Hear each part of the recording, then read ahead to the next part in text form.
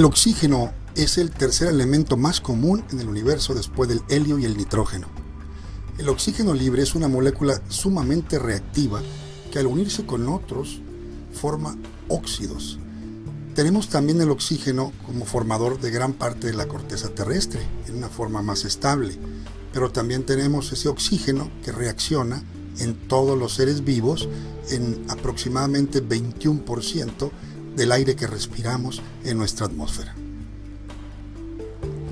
Todos estamos familiarizados con la oxidación de las verduras, de las frutas, de nuestro mundo alrededor, cómo las cosas cambian, envejecen. Literalmente nosotros también así lo hacemos. Vemos que los aceros se cubren de un polvo café, que no es otra cosa más que un óxido que ya ha interaccionado con este metal. De tal manera que nosotros vivimos pues en un mar de oxígeno que es muy agresivo y que por el cual nosotros hemos desarrollado también defensas o adaptaciones.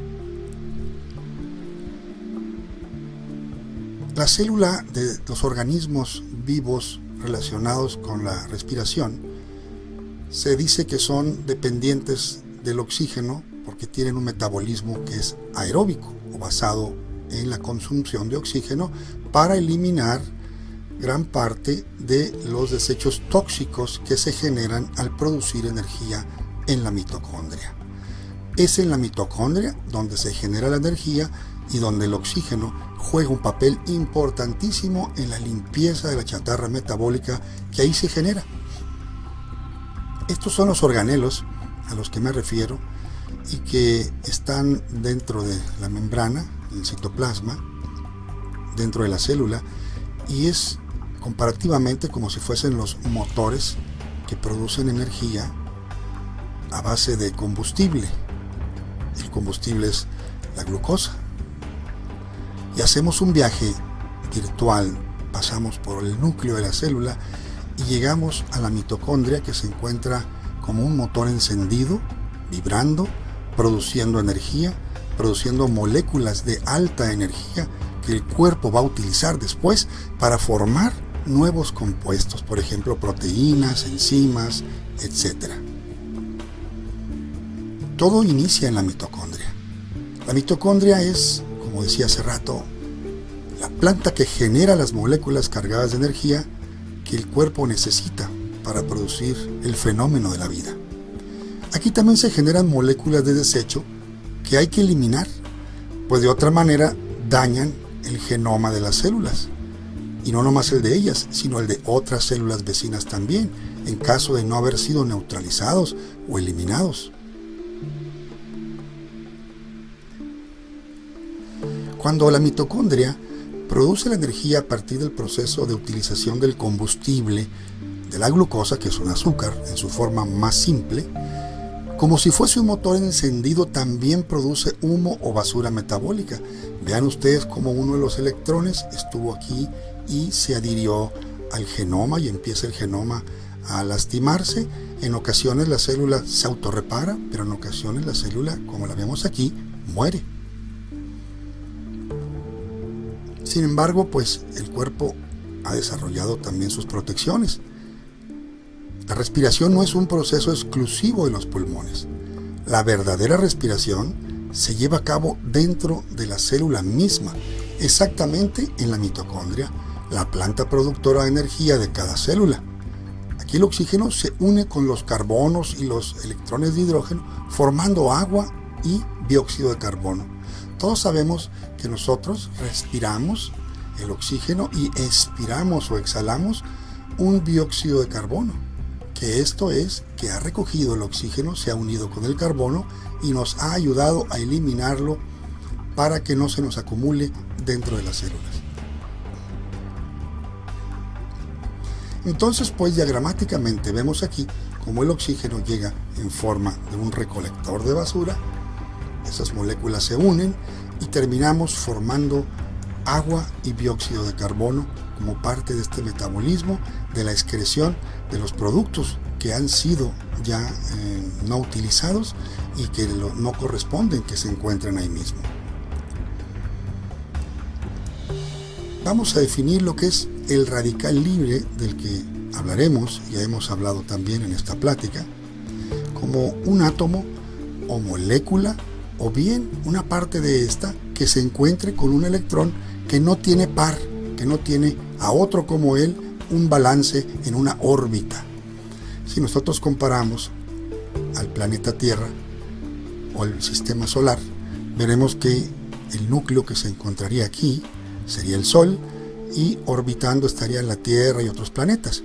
En este caso, esto es una situación meramente comparativa, pero vemos aquí que este átomo se encuentra con un par de electrones bien estable. Si juntamos a otro átomo y los unimos, formaremos una molécula.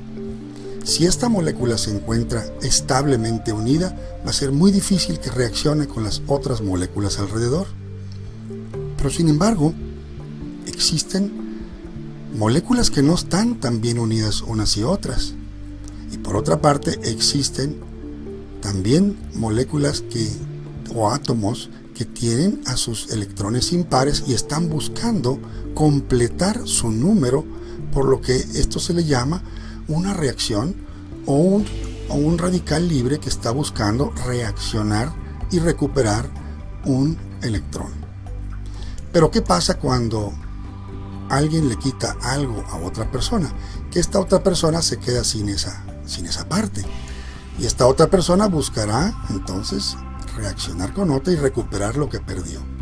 Y entonces, ¿qué sucede? Entonces el radical libre se convierte en aquella molécula que ha perdido ese electrón y buscará a la vez completar sus electrones por medio de robarle a otra molécula ese electrón, y así sucesivamente. Esto es una cadena de formación de especies reactivas de oxígeno. Es decir, se le llama especie reactiva de oxígeno porque básicamente está compuesto por este elemento, pero que tiene características que la hacen reaccionar. Son moléculas agresivas que buscan reaccionar con las membranas, con el genoma, y esta reacción produce un daño.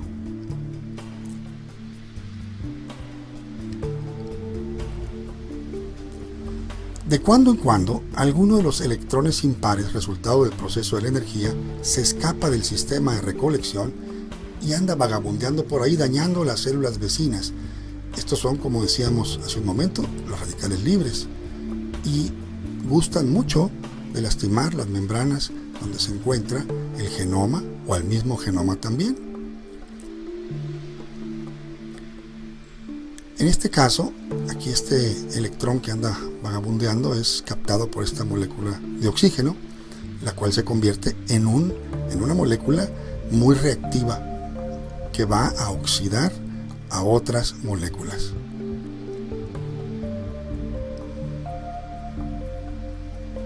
Si pensamos que una persona de aproximadamente 70 kilogramos se compone de 60 trillones de células, y estas a su vez tienen un cálculo aproximado de 7 billones de billones de átomos, pues nos daremos una idea del universo tan agresivo e interactivo del cual somos nosotros parte.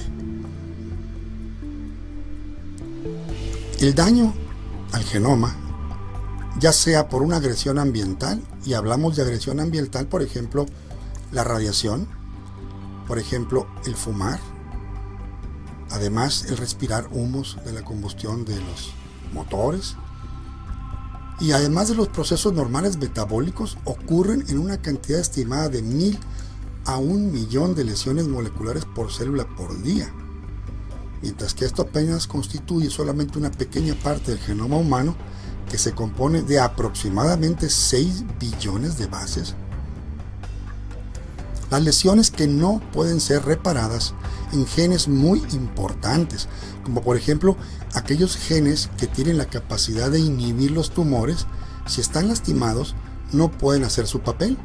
Por lo tanto, es muy probable que debido a una lesión de estos genes por medio de los factores ambientales o internos, pues los tumores puedan crecer sin nadie que los detenga.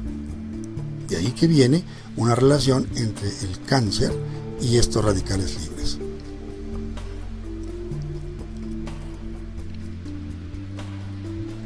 Y este viaje que tenemos aquí, también hacia las células, las vemos literalmente bombardeadas por estos compuestos agresivos. Esto representa los millones y millones de agresiones que en un segundo nosotros tenemos.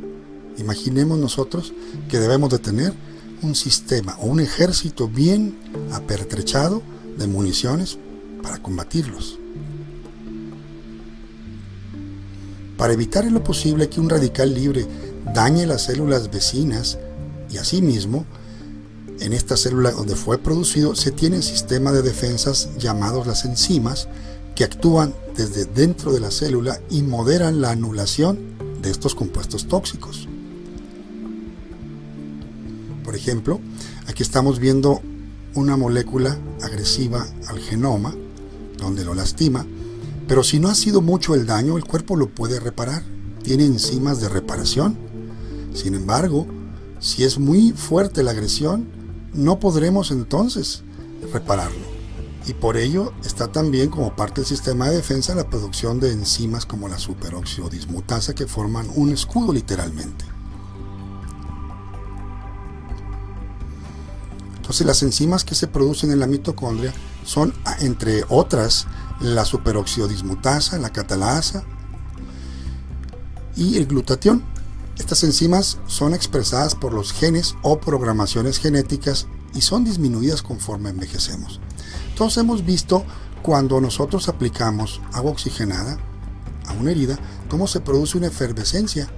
Pues esa efervescencia es porque las catalasas destruyen el agua oxigenada, que es precisamente una especie reactiva de oxígeno muy agresivo, pero que también nuestro cuerpo, como veremos más adelante, lo usa para destruir bacterias. El estrés oxidativo no es otra cosa que un balance. Es el estrés oxidativo la diferencia que existe entre la producción de radicales libres y los sistemas de defensa que lo anulan. Cuanto más radicales libres se encuentran por arriba de nuestra capacidad de control, pues entendemos un estrés oxidativo alto. La inflamación ciertamente está muy ligada a la producción de radicales libres, pero no es la inflamación lo que el consenso del público tiene, que ver una mano hinchada o ver una cabeza hinchada después de un golpe. Eso es solo una de las muchas caras de la inflamación, pero la inflamación comienza a nivel celular y es una cadena de eventos que inicialmente son destinados a reparar de un daño que se ha hecho, un golpe, una enfermedad, pero cuando esto se prolonga por un tiempo muy largo o hay una excesiva producción de un mecanismo de reparación, esta inflamación nos lleva a la producción de mensajeros químicos que provocan cambios en las células que los rodean. Uno de los cambios es el llamado de células de reparación como respuesta a un daño. Es decir, las células llaman a otras células que son los reparadores, sea por haber sido lesionado esa célula en forma de una radiación ionizante o en forma de una persona que está fumando todo el tiempo, y entonces se generan cambios constantes de inflamación. Pero estas células que reparan emiten más llamados y más células acuden, y estas en conjunto producen un alto índice de radicales libres, que normalmente sería de ayuda, pero si se prolonga existe un daño al genoma o a las demás células. Por lo tanto, el estrés oxidativo y la inflamación van de la mano. El estrés oxidativo está íntimamente relacionado con un estado inflamatorio y con algunas enfermedades que tiene como denominador común no solo un alto grado de producción de radicales libres, sino también un sistema deficiente para que su modulación o una baja producción enzimática que podría defenderlos.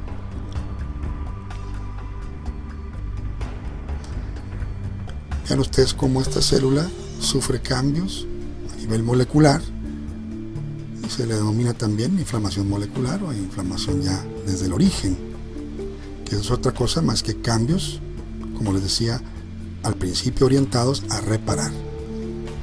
La inflamación no siempre es aparente, no duele o se manifiesta en muchas ocasiones, y me refiero a la inflamación crónica.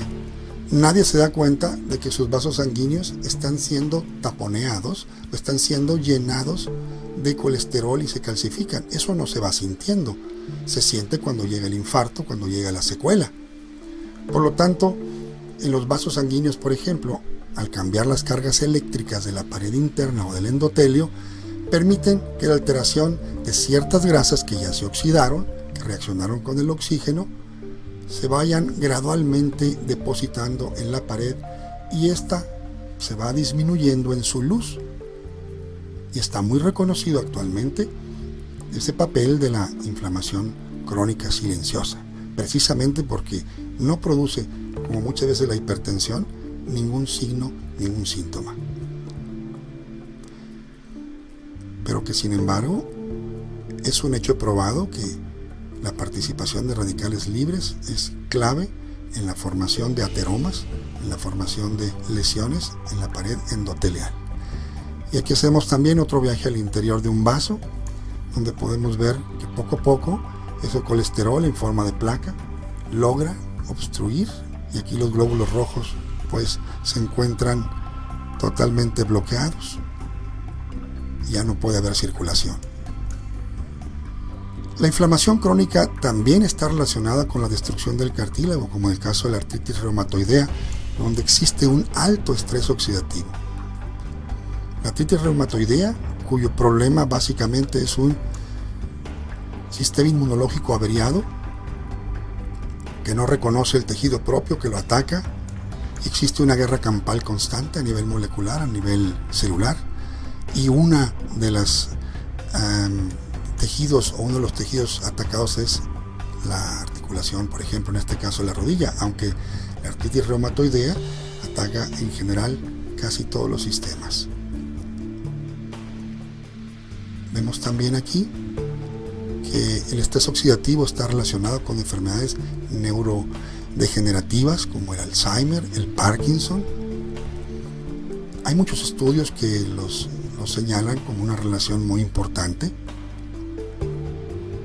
También es importante que a veces ciertas hormonas que se liberan son a la vez también productoras de los radicales libres que van a lastimar precisamente a los tejidos nerviosos, los tejidos cerebrales. Y haremos también otro pequeño viaje a ver unas neuronas, las cuales son de alguna manera también lastimadas por los radicales libres.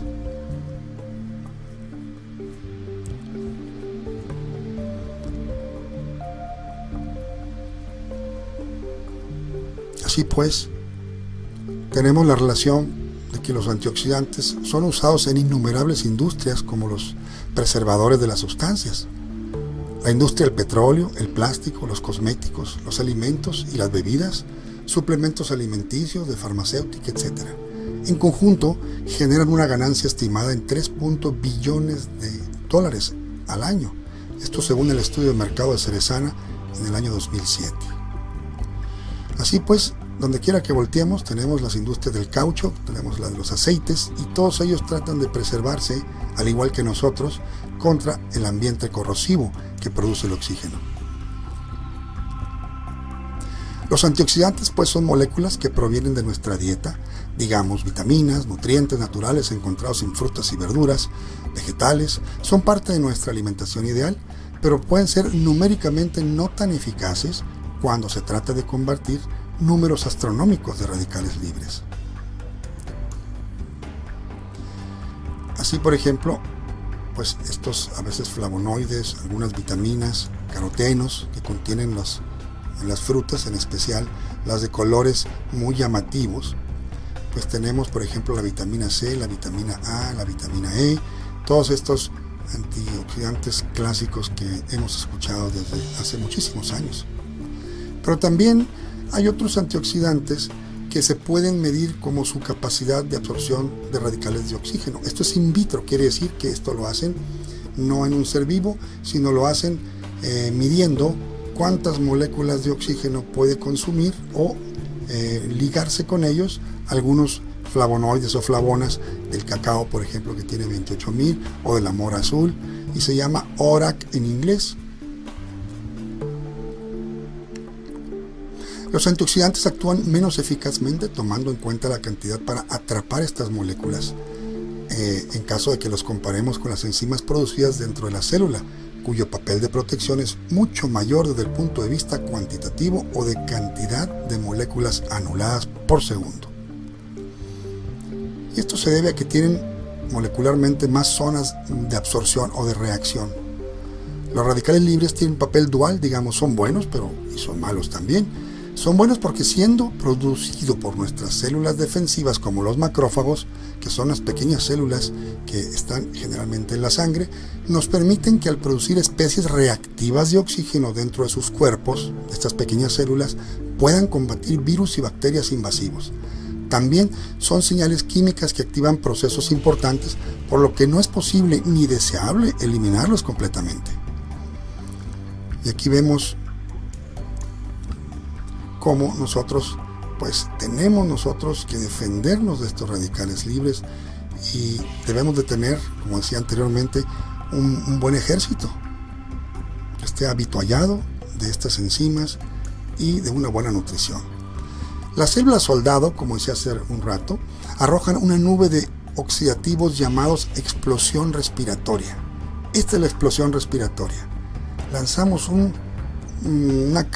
cañón o un disparo literalmente de estos compuestos que oxidan a las bacterias, también a los virus, y estos elementos estas células también desafortunadamente dañan a veces a las células sanas.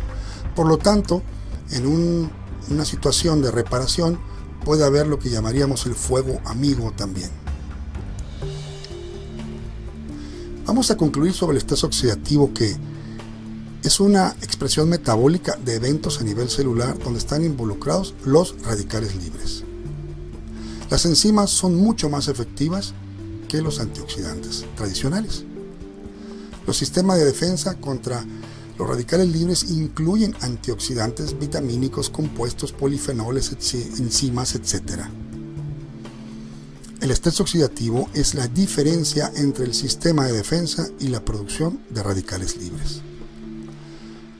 Un estrés oxidativo alto se relaciona con enfermedades degenerativas, por ejemplo, cardiopatías, artritis reumatoide, Parkinson, Alzheimer, entre muchas otras.